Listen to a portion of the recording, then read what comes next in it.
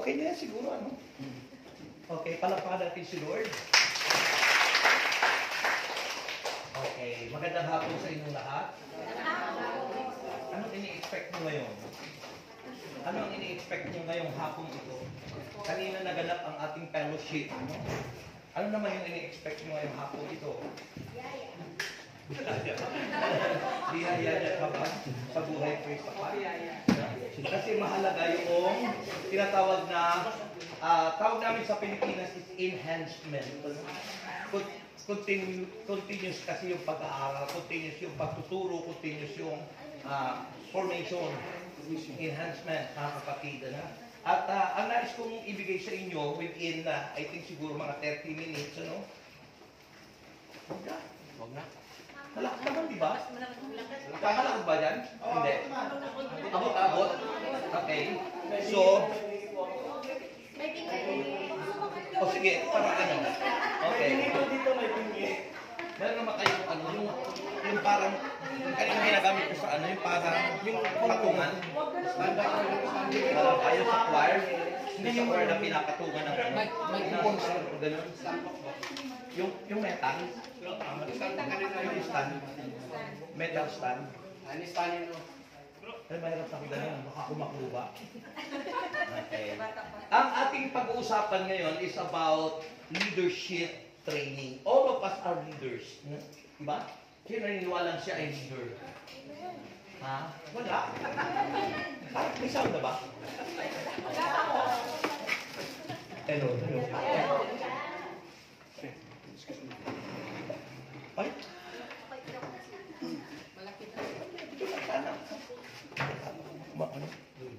Okay. Sana yung metal na lang, ano? Wala po silang metal. Nawala?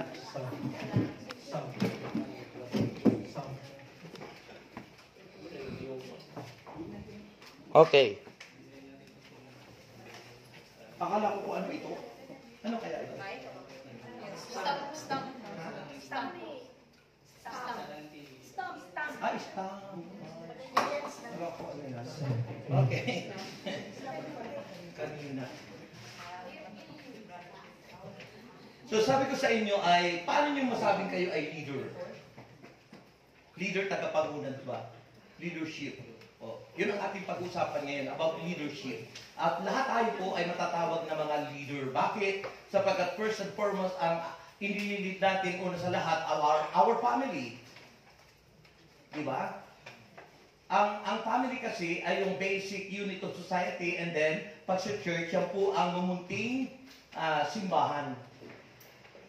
Ang pumapapil na priest ay ang padre de pamilya, yung father at yung mother. Yung po yun. Kaya napakahalaga po ng leadership, mga kapatid, sa paglilingkod sa Panginoon. Ano? Ang nais kong ibigay sa inyo ay yung hadlang po ba? Yung balakid o hindrance doon sa pagiging leader at para yung bang hadlang na minsan hindi tayo nakapagpapahalaganap ng salita ng Diyos. Parang wala akong kausap. Kanina full of prayer na tayo, no? But we welcome the presence of the Holy Spirit kasi iba rito. But I know God is with us in the name of the Father, and of the Son, and of the Holy Spirit. Amen. Father, we welcome you in this place once again. Your Holy Spirit, Lord God, and we thank you so much because we are gathered in your name. And we thank you so much because there are workers, Lord God, like this, Lord, that they are interested, O Lord God, sa iyong ministeryo. We pray, O Lord God, in Jesus' name, we pray, use me, Lord God, mightily, boldly, and powerfully, sa ngalan ni Jesus. Ang sagot ay? Amen! Purihin natin ang Panginoon. Okay? Matthew chapter 20, verse 26 and 27. Sabi po rito ng banal na aklat, Matthew chapter 20, verse 26 and 27. Ito ang sabi po ng banal na kasulatan. Matthew chapter 20, verse 26 and 27. Hindi ganyan ang dapat umiral sa inyo. Ano yun? Hindi daw dapat ganyan ang umiral sa inyo. Sa halip kung nais ninyong maging dakila, ay dapat kayong maging lingkod ng iba. At kung sino man sa inyo ang nagnanais maging una, ay dapat maging alipin ninyo. Sapagkat maging ang anak ng tao ay naparito hindi upang paglingkuran, kundi upang maglingkod at ialay ang kanyang buhay sa ikatutubos ng marami. Purihin, palakpakan si Lord. Okay? So, ang hadlang po sa pagiging leader, yung pong balakid, hindrance sa pagpapahayag ng salita ng Diyos, unang-una po yung tinatawag na clericalism. Ano po ba yung clericalism? Ano po ba ang ibig sabihin ng clericalism? Ang definition po nito ng clericalism ay placing ourselves over other instead of seeing yourself as the servant of others. Yung bang nilalagay natin ang ating sarili na para bagang wala ng iba pang kailangan. Di mo kailangan ng iba. Ikaw na lang. Sabi ron, placing yourself over others instead of seeing yourself as the servant of others. Yung bang, kung ako yung leader, ako na lang. Wala nang iba. Baliwala ang iba. Sabi ng kasabihan, idiomatic expression, no man is an island. Anong ibig sabihin nun? No man is an island. Walang taong po pwedeng mag-isa. Kaya kailangan natin ang isa't isa. Kailangan natin ang bawat isa. Okay? Yung bisikleta, kapag nawala ang isang tornilyo, o washer shot ang tawag doon, ay maaaring maging dahilan ng pagka-disgrasya ng gagamit nun. In other words, mahalaga ang isa. Hindi po pwedeng pabayaan ang isa. Di ba sabi ni Jesus, kapag nawala ang isa, iniiwan ang 99 at hinahanap yung isang hindi po yung nagwawala, yung nawawala ang hinahanap. Pero kung nagwawala, okay, bakit naman? Kasi yung nagwawala, iba yun sa nawawala. Nawawala, naliligaw.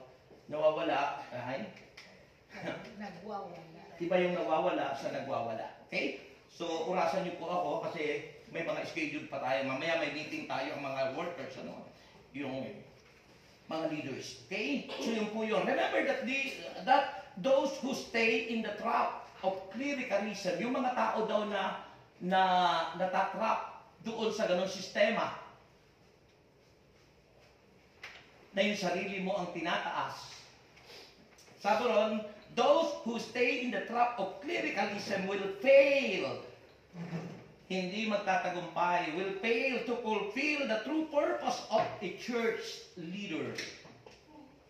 Yung tunay na layunin ng isang tunay na tagapanguna sa simbahan. Tayo yun. The believers are the church. Kaya yung clericalism, ulit-ulitin natin. Anong ibig sabihin ng clericalism? Placing ourselves over others instead of seeing yourself as the servant of others. Yung sinabi sa binasa ko kanina, si Kristo'y naparito hindi upang paglingkuran, kundi upang maglingkod. The servant of all servant is Jesus.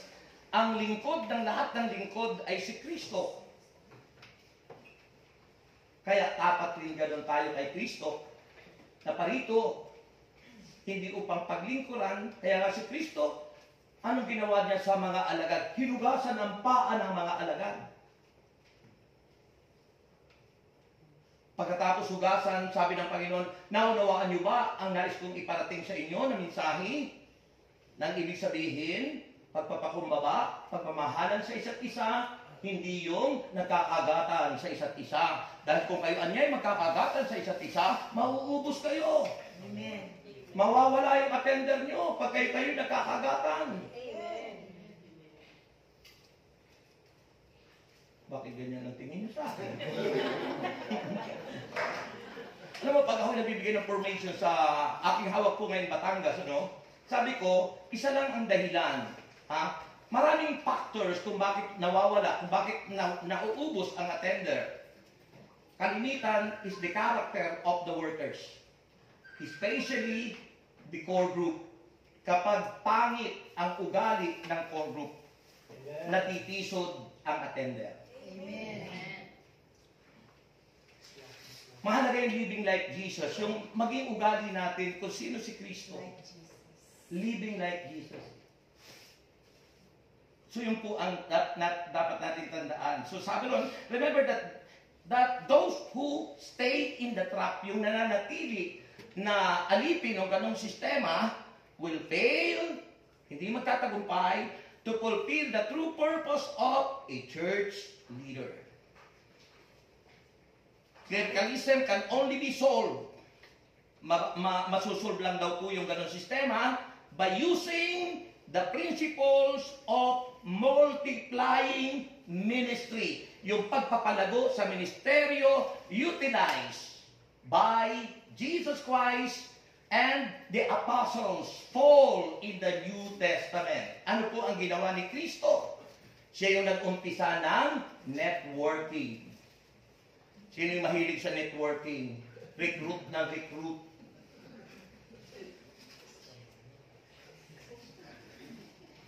Dapat i-apply natin yung networking sa ministeryo. Di ba ang layunin ng ministry, ang El Shaddai po, nung itatag ng servant leader, siya yung ginamit ng Diyos, ang bawat isang magiging kasanib ay dapat mag-akay ng 7. 7 tao. And then yung 7 tao, bawat isa mag-aakay ng 7. Tapos yung 7 yun, mag-aakay naman another 7. That is the multiplication, multiplying. Eh kaso, pag hindi po natin na-apply yung ganon, mawawala, mauubos nga. Amen. Kung ang problema pa yung ugali natin, ay hindi maganda, matitisod pa sila.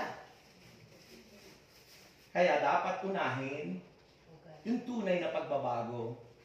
Sabi ng 1 Corinthians na 5:17, if anyone is in Christ, he is a new creation. The old has gone and the new has come.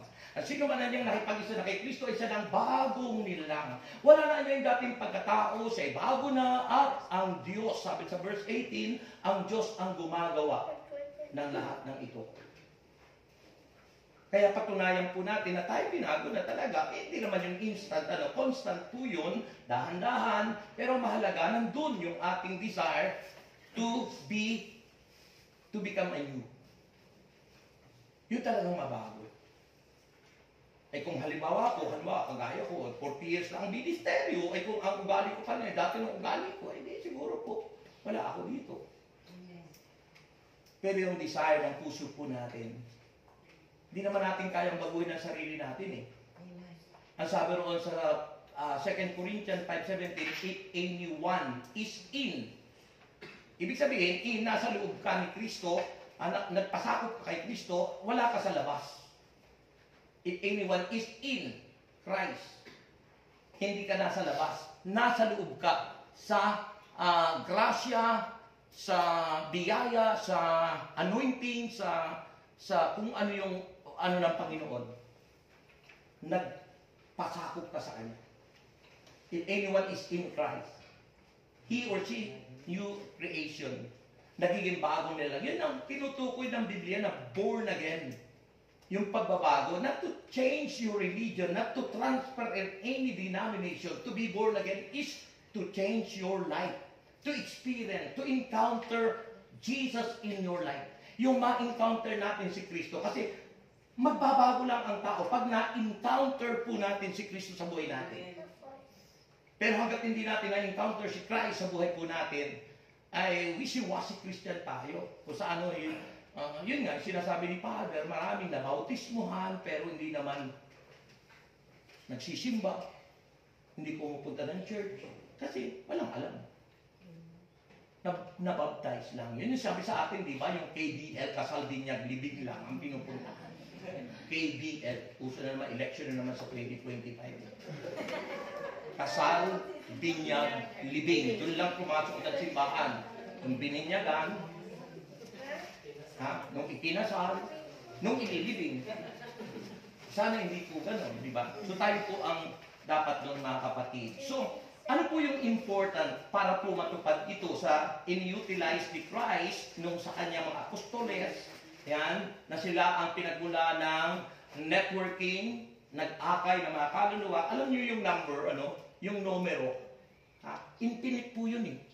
1, 2, 3, 4, go on and so forth. Walang katapusan. Kaya kung tayo po, in our ministry, each one, ang bawat isa magtuturo, each one must invite people, hindi po maubusan ng attender. Each one. Yan po. Yung 1, magiging 2. Yung 2, magiging 3. Pahaba, parami po yun. Kung i-encourage lang po natin ang bawat attender natin. Wala akong kausap. Amen! Ayun po yun, mga kapatid. So, ang mahalaga po dyan ay teamwork. Teamwork. Kaya mahalaga po yung team. Sa applying in PG, sa amin po, sa Pilipinas, kailangan po mayroong 7 leaders, and yung 7 leaders na yun ay mayroong team, na ang bawat team ay mayroong at least member na 3. At yung 3 na yon, yung po pwede mag-MPG, ganyan. Ganun po ang So, mahalagang teamwork, time, investment, yung panahon. Kasi kung walang time kayo, hindi talaga mangyayari yon. Amen. Ay 6 na araw ang binigay ni Lord, isang araw, iyan ang gagawin. Isang araw for the Lord, hindi pwedeng 7 araw na ginawa ng Diyos para sa trabaho lahat. Yung Diyos nga, nagpahinga. So, ganun din po tayo. Diba? Then, teamwork, time investment, and let the team help. Ang tawag po doon ay team building. Kahit po sa mga company, may team building. Nagkakaroon po sila ng panahon at nagtuturuan sa isa't isa. Sabi nung iba, ang mga Pilipino ay club mentality ang dala-dala. Pero hindi totoo yun. Hindi po totoo. Kung mamasdan niyo po yung crowd, doon sa balde, sila po ay nagtutulakan pataas, itinutulak nung nasa ilalim yung nasa itaas para makaakyat. Kanya lang yung nandoon na lampa-lampa, bumabagsak muli. Akala ng iba, naghahatakan. Hindi po.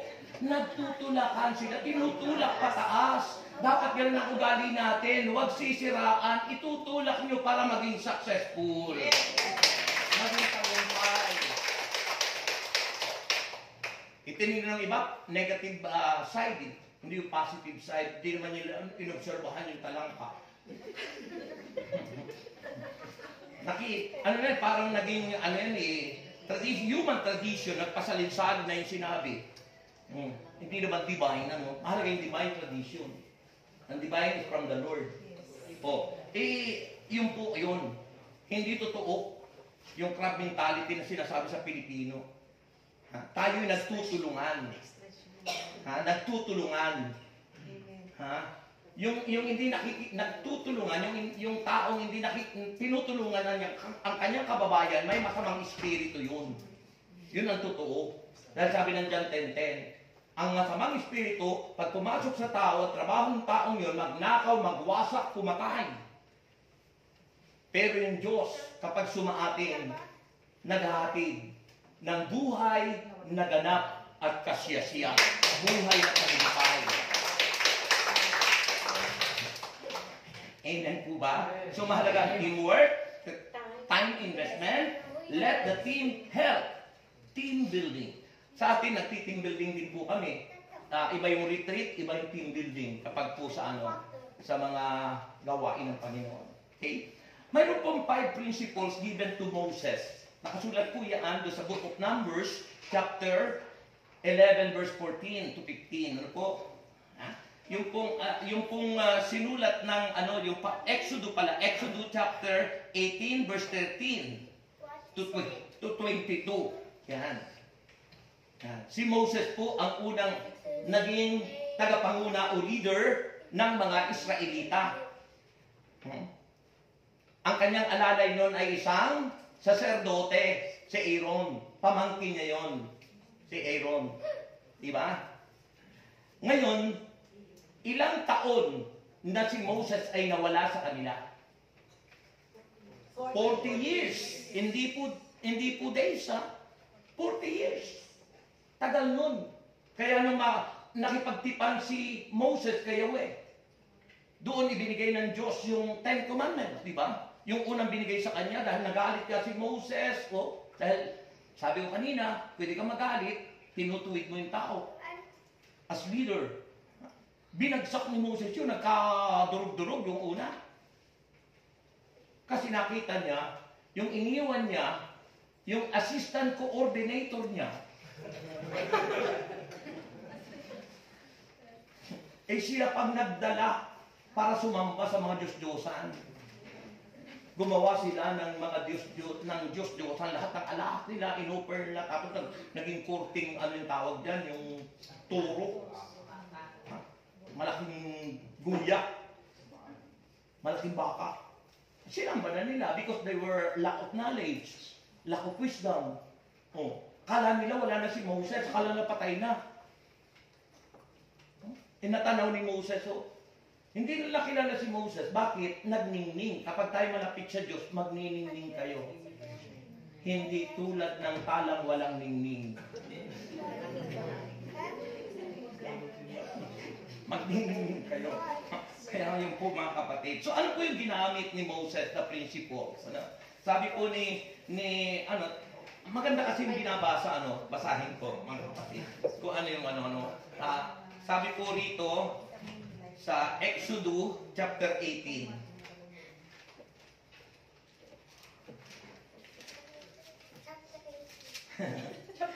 Magaling yung bata. Exodus chapter 18 verses 13 to 22. Pakinggan niyo po ito. Sabi po ni, kinabukasan naupo si Moses upang mamagitan at humatol sa mga usapin ng mga tao. Kasi siya yung leader. Inabot siya ng gabi sa dami ng taong lumalapit sa kanya. Siya lang lahat. Yung sabi ko kanina, clericalism. Siya lang lahat. Siya na yung coordinator, siya na yung treasurer, siya na yung lahat. Posisyon na kanya. Siya na yung gumagawa lahat. Hindi niya sinishare yung tungkulin na iba. A good leader must be a good delegator. Dinidelegate mo ang lahat. Hindi mo sinasarili ang lahat ng gawa. So sabi lang, nang makita ni Jethro, sino si Jethro? Biyanan ni Moses. Biyanan ni Moses si Jethro. Nang makita ni Jethro ang hirap na inaabot ni Moses sa kanyang ginagawa, tinanong niya ito, ano ba ang ginagawa mo sa mga tao? Bakit mag-isa mong ginagawa? Mag-isa mo. Ang leader hindi pwedeng mag-isa lang. Clericalism. Bakit mag-isa mong ginagawa ito at ang mga tao'y maghapong nakapaligid sa iyo? Sumagot si Moses, mangyari po, lumapit po sila sa akin para alamin ang kalooban ng Diyos. Kapag may dalawang taong may pinagtatalunan, lumalapit sila sa akin at sinasabi ko naman sa kanila kung sino ang may katwiran. Bukod doon, ipinapaliwanag ko sa kanila ang mga utos at tuntunin ng Diyos. Sinabi ni Jethro, hindi ganyan ang dapat mong gawin. Ano sabi? Hindi ganon. Yung ginagawa ni Moses, hindi daw ganon ang dapat gawin. Hindi ganyan ang dapat mong gawin. Pinahihirapan mo ang iyong sarili, pati ang mga tao. Napakalaking gawain yan. Isipin mo, napakalaki. Buong South Korea, napakalaking gawain yan. Hindi naman pwede tayo, sapat na ito, may gawain na 4. Hindi ibig sabihin gano'n na lang. Sagot natin lahat, buong Korea. South Korea. Yung sabi ron, Sabi ron, sinabi ni Jethro, hindi ganyan ang dapat mong gawin. Pinahihirapan mo ang iyong sarili, pati ang mga tao. Napakalaking gawain yan para sa iyo at hindi mo iyan kayang mag-isa. Hindi mo yan kayang mag-isa. Pakinggan mo itong ipapayo ko sa iyo at tutulungan ka ng Diyos. Pakinggan mo ang ipapayo ko sa iyo at tutulungan ka ng Diyos. Ano ang sabi kanina ng clericalism? Placing yourself over others instead of seeing yourself as the servant of others. Wala ka nang hinihinga ng payo. Hindi ka na nagtatanong sa iba. Alam mong, akala mo, yun ang tama lagi. Baka mamaya pag ganun ang ating ugali, sabihin natin ako ang Diyos. Hindi kayo maliligtas pag hindi ko pinirmahan yung ano. Okay na. Di ba? Kailangan ng council. Ha? Yung po, ano sabi po, mga kapatid. Ha? Sumagot si Mon. Nasaan na yun? Kapag may dalawang, nasaan na yun? Ayan. Sinabi ni Jethro, hindi ganyan ang dapat mong gawin. Pinahirapan mo ang iyong sarili, pati ang mga tao. Napakalaking gawain yan para sa iyo at hindi mo yan kayang mag-isa. Pakinggan mo itong ipapayo ko sa iyo at tutulungan ka ng Diyos. Ikaw ang lalapit sa Diyos para sa kanila at magdadala sa Kanya ng kanilang mga usapin. Kanino raw lalapit una?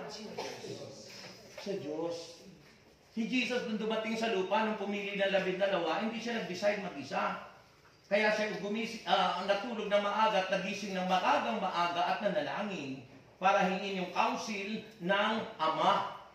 Sometimes tayo, desisyon ng walang pakikikounsel o ano. Kaya minsan pag napalpak, problema mo mag-isa yan. Ikaw lang mag-isa ang desisyon.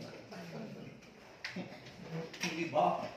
So sabi nung biyanan ni Moses, pwede yung ganun. O sabi ron, ano pang sumunod? Sabi ron, ikaw ang lalapit sa Diyos para sa kanila at magdadala sa Kanya ng kanilang mga usapin.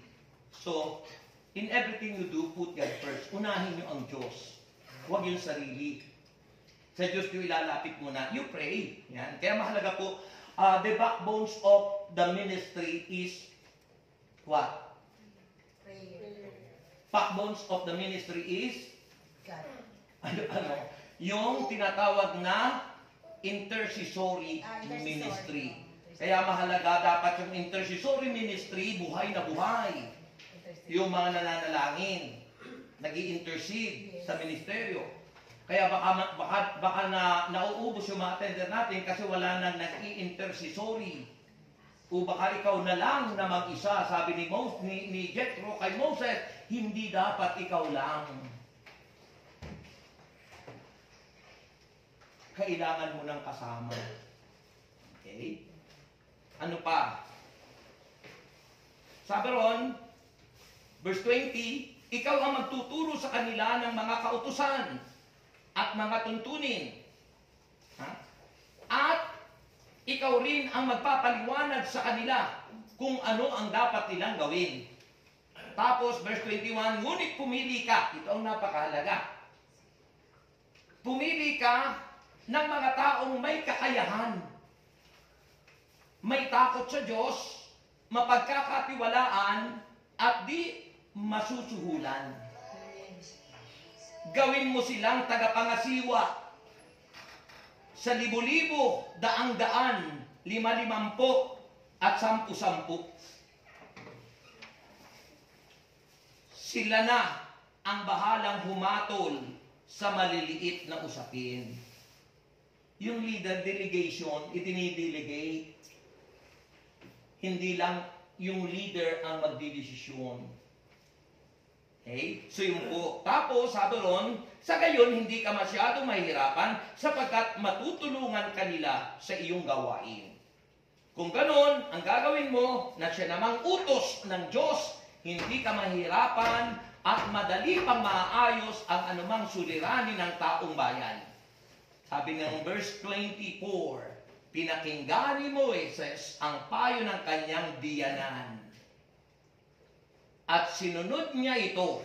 Pumili nga siya ng mga lalaking may kakayahan at ginawa niyang tagapangasiwa sa Israel para sa libo-libo, sa daan-daan at 5,000 at 10,000.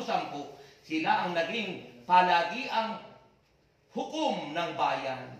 Ang malalaking usapin na lamang ang dinadala nila kay Moses at sila na ang lumulutas sa maliliit na kaso. Pagkatapos ito'y nagpaalam na si Jethro kay Moses at umuwi na sa Pilipinas.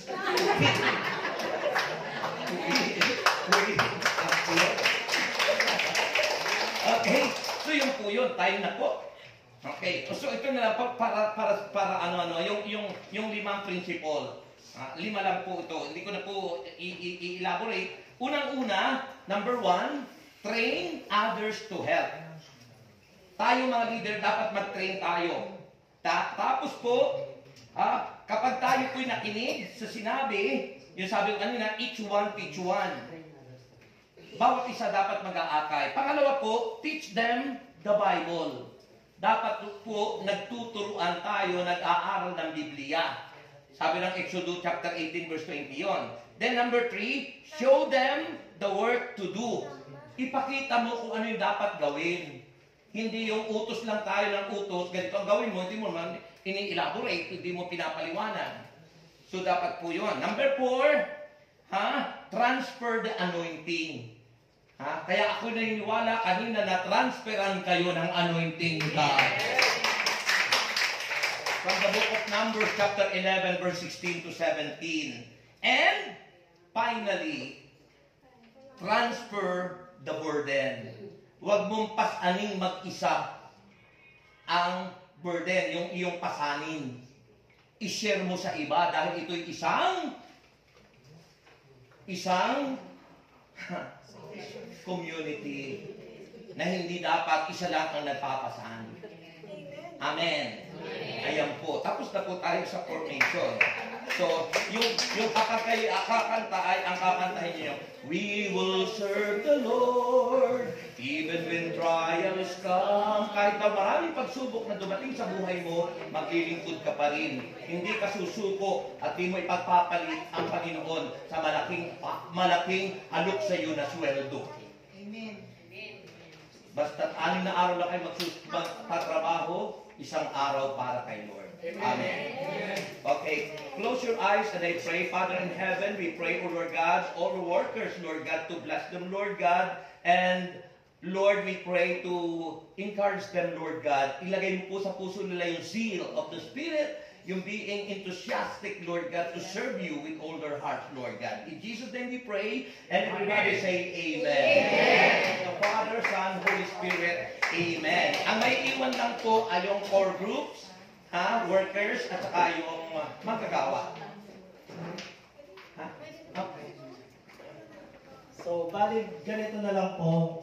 Yung mga attenders po ng Pusan, Tegu at Miriam, sasama po kay Ate Nida, mauna po kayo dun sa buffet, at yung mga workers mag-stay po para sa meeting natin. Yung magkagawa, Opo, yung mga workers lang very po. important po kasi po ako po ang mission po, kami po ay mayroong reporting kay Kong Michael. Na-ready ko na po yung ibang report ko habang ako nasa hotel doon sa ay kailangan ko lang pong summarize.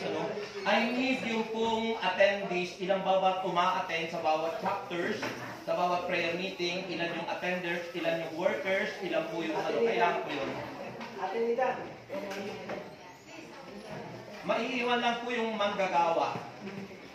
Sama po kayo, Workers. Kahit po kayo na siya.